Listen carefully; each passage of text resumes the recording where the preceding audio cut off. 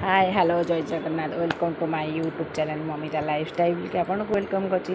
चलत आज आप गोटे नुआ रेसिपी तो नुहे जन कखर फूल पिठो आम ओडिया आम खाଇବା भारी बढ़िया। देखो तो कखर फूल को धोई दे पूरा फ्रेश कर देछि।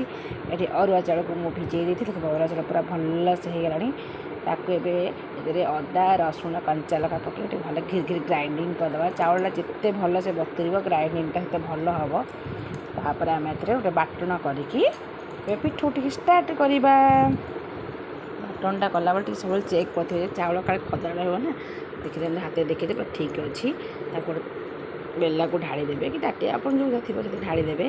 ढाड़ी देगी से येलो माने हलदी गुंड हलदी कहूनी लंका गुंड स्वाद अनुजाई लुण देवे से किसी बेसन देवे। बेसनटा मुझे ये आड कर बेसनटा देले कौन हम ना चाउल आ बेसन बालांस ठीक रहा दरकार। खाली चाउल कले हार्ड लगे बेसन कले ना हार्ड ना सफ्ट माने मजा लगे। बेसन गुरा कले नुतुनुतिया हो भल लगे टेस्टा आ खाली चाउल कले भल लगे। तेणु बालांस करने भल से घाटी देवे जमी बैटर किसी रही पूरा ए कड़े तावाटा गैस ऑन कर पूरा गरम कर देछि।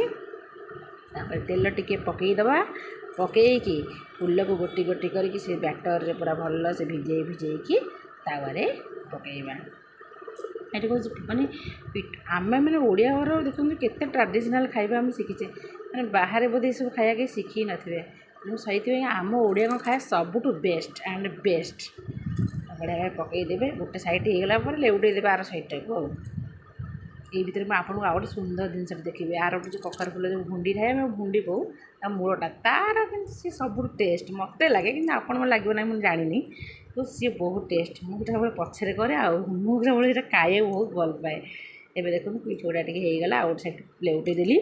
ये देखो भुंडी की मुझे पूरा सुंदर भाव बाछिकी धोई धाई रखी ये चुन चुन कर पियाज और कंचा लगा काटिदेवी से बैटर को गोलेकी गोटे पिठोटार करवा आ से पिठा भारी टेस्टी ही लगे।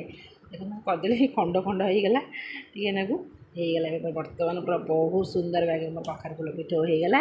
चलता आम माँ मु कौन कौन आज रोसे कर खाइबू आमती केमती लगे आपने निश्चिंत वीडियो माध्यम कमेंट जनइबे।